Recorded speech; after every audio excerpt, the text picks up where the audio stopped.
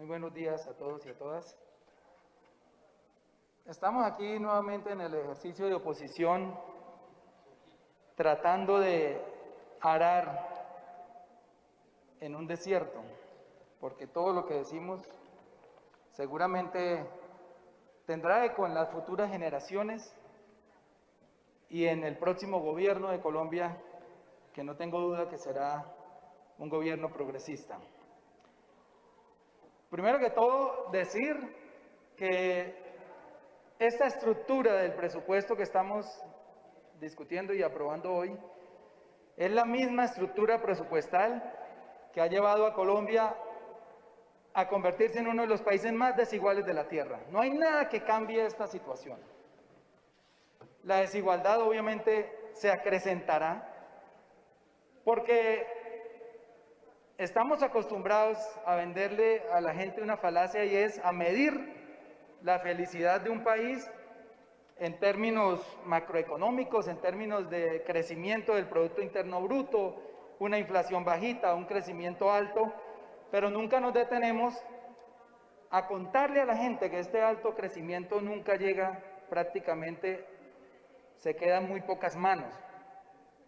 ¿Cuándo vamos a medir la felicidad de la gente, por ejemplo, en servicios públicos eficientes, en agua potable para todos, en un medio ambiente sano para todos, en una educación superior gratuita para todos? Y aquí me detengo un segundo, porque las cifras de educación en Colombia, a pesar de que el gobierno saca pecho con el tema, pues son paupérrimas.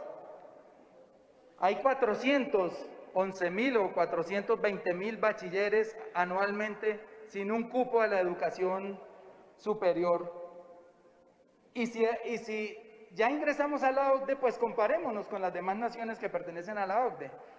Por citar un solo caso, en promedio, los países de la OCDE invierten en un estudiante de educación primaria $8.733 y Colombia invierte 2.490. En un bachillerato, en promedio, un país de la OCDE invierte $10.106 por estudiante y Colombia $3.060. Y vemos que esa brecha tiende a crecer, porque tampoco crece en buena proporción el presupuesto de educación. Entonces continúo diciendo, ¿cuándo vamos a medir la felicidad de la gente en trabajo para todos? Si las prerrogativas que conquistaron por muchas décadas los sindicatos se han viniendo abajo y hoy el trabajo está pauperizado y mirando un COMPES de reactivación que piensa sacar el gobierno, pues se van a venir más abajo de lo que están. Ya se perdieron los dominicales, ya la contratación sin prestaciones de servicios es el número uno, el empleador número uno de Colombia, y ahora quieren flexibilizar las condiciones para despidos de los trabajadores. Es decir, los empresarios, con el pretexto de la pandemia, pueden despedir empleados casi sin pagarles indemnización. ¿Cuándo vamos a medir la felicidad de la gente en una salud que no tenga intermediarios como las EPS? Hemos visto cómo Colombia, y en esto nos ha mentido el gobierno día tras día en su reality show de las 6 de la tarde o de las 5 de la tarde, hemos visto cómo Colombia es el sexto país con peores cifras de contagiados en el mundo, producto también de la mentira de habernos dicho que Colombia era uno de los mejores países que estaba manejando el tema de la pandemia, de haber flexibilizado el acuartelamiento obligado que teníamos los colombianos con los días sin IVA, abriendo los sectores demasiado rápido sin haber asistido como debía ser a las pequeñas y medianas empresas con un subsidio a la nómina oportuno, porque el que hubo, que no es completo, llegó bastante tardío, como lo demuestran casi los 5 millones de puestos que se perdieron entre abril y mayo. Encerramos a la gente sin una renta básica, que es un pedido que hemos hecho aquí a gritos, casi todas las bancadas, excepto las del Partido Conservador y las del Centro Democrático. Una renta básica que pueda mover la economía, si es verdad que quieren hacer que este crecimiento de 2021 recupere lo que se va a perder en este año. Es imposible que esa proyección de crecer al 5.5 en 2021 se dé si los hogares no tienen poder adquisitivo. Eso se cae de su peso. Eso es una simple cuenta matemática. ¿Con qué vamos a reactivar el comercio y la industria si los hogares están empobrecidos, si hay más desempleados y si la gente no tiene por lo menos una renta básica? Entonces, no medimos la felicidad de la gente, que es el propósito que debería tener cualquier gobernante, no solo en Colombia, sino en el mundo, hacer felices a sus gobernados, sino en cifras que, como ya expliqué, se quedan siempre en pocas manos. Yo me voy a detener en algo que ya mi compañera Aida expuso, porque realmente me parece que aquí está el meollo del asunto de la desigualdad en Colombia. Y en tres sectores que siempre crecen y obviamente arrastran el crecimiento promedio de todos, que son el sector minero, y solamente voy a citar un año, en 2018 obtiene 31 billones de ingresos y paga 1.8 billones de impuestos. Es decir, una tasa de tributación del 5,9%, cuando el peluquero, el tendero, el señor del almacén pagaba en ese momento 33%. El sector petrolero obtiene 95.2 billones en 2018 y solo paga 6 billones de impuestos, es decir, el 7.2% de tasa de tributación. Y el sector bancario, que este sí es la tapa, obtiene en 2018 121 billones y paga solamente 2,1 billón de pesos de impuestos, es decir, con una tasa de tributación de 1,88%, por Dios. Mientras que a una persona común y corriente que no tiene crédito, porque parte de la infelicidad de la gente es que no tiene ni conocimiento ni crédito para poder emprender, pues tiene que recurrir al gota a gota, al 10% diario. Esto es el 300% mensual. 300% mensual. Esto es 3.600% al año. Paga intereses un pobre. 3.600% al año. Y un banco le compra la plata al Banco de la República al 2% al año.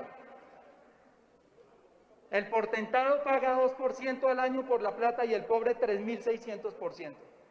Ahí se profundizan estas desigualdades. Ahí se puede conocer por qué Colombia nunca sale de la violencia y por qué el estallido social que está a punto de darse. Porque mientras un pobre paga 3.600 millones de impuestos, 3.600% de impuestos, el Banco de la República le cobra al portentado 2% anual, que es en lo que están las tasas hoy. Y él las coloca, obviamente, dependiendo del marrano, al rico se la puede poner al 7 o al 8, y a una persona promedio al 12, y en las tasas y a las tarjetas de crédito cercanos al 30%, es decir, a la mayoría de personas que viven endeudadas. Ahí está, y en eso radica la desigualdad de este país. En la injusticia tributaria. ¿Y qué viene para 2021? Pues más impuestos regresivos.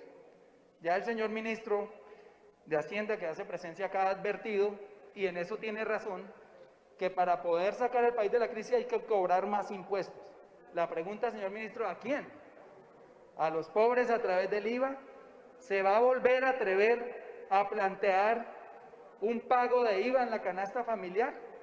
Son preguntas que hago porque yo no entiendo de dónde más va a salir este crecimiento del IVA que aparece en este presupuesto, que crece de 55,7 millones de ingresos por IVA en 2020 a 68,2%, es decir, un crecimiento del 17,26%, y ahí uno no sabe de dónde va a salir ese IVA.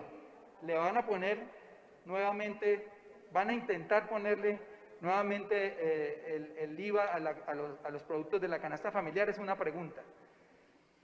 Y ya para terminar, señor presidente, pues quiero hacer énfasis en que no es la pandemia la culpable de la crisis económica en Colombia, porque la pandemia afectó por igual a muchos países del mundo. Pero sí tenemos que preguntarnos por qué el mayor desempleo en Latinoamérica y en los países de la OCDE se dio en Colombia, siendo que la pandemia afectó a todo el planeta. Y la respuesta es muy sencilla. Solamente, y eso está en el último proyecto que aprobamos, está definido que las grandes empresas, como siempre, son las beneficiarias de las ayudas del gobierno. Y vimos cómo de 4 millones que se destinaron para ayudar a las empresas pequeñas, medianas y grandes, con un auxilio de la nómina del 40 o el 50%, la mitad de esos 4 billones, es decir, 2 billones, fueron solamente a 0,7 de las empresas grandes. Y se sigue profundizando la injusticia. Dejamos por fuera, o dejaron ustedes, porque nosotros votamos a favor, a los microempresarios, que ponen prácticamente más del 80% de los empleos en Colombia. Se sigue profundizando la desigualdad. El problema de este país es la desigualdad. Y el Gini, que es el que mide la desigualdad, ya en 2018 nos había advertido que había crecido del 0,508 al 0,524. Y va a aumentar posiblemente para 2021 a 0,574, y obviamente no saldremos de la lista de los países más desiguales de la Tierra. En ese sentido, ¿qué podemos esperar de lo que viene? Un estallido social. No hay otra salida. La gente va a reclamar en las calles que este gobierno se comportó muy mal en la pandemia. Aquí tengo las cifras. Llegamos ayer a 959.000 infectados y 29.000 muertos más o menos. Vamos a entrar al exclusivo club de los pocos países que han tenido más de 1 millón de infectados, habiendo realizado el menor número de pruebas dentro de ese club. Nosotros hemos hecho 4.400.000 pruebas, y para tener un parámetro justo, España, que tiene una población similar a la de Colombia, Colombia tiene 50 millones, España más o menos 47, ha hecho 15 millones de pruebas y tiene 980.000 infectados. Es decir, que si aquí hiciéramos hoy 15 millones de pruebas, como las tiene España, seguramente los infectados sobrepasarían la cifra que tiene hoy Brasil. Podríamos estar llegando a los 4 o 5 millones de infectados. Aún así, la economía sigue abierta y no estamos estimando en este presupuesto para 2021 un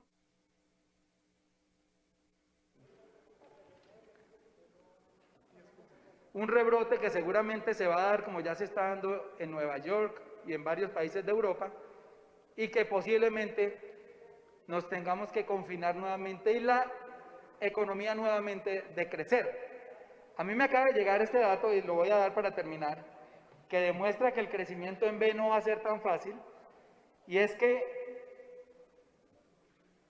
de julio a agosto la economía se contrajo nuevamente.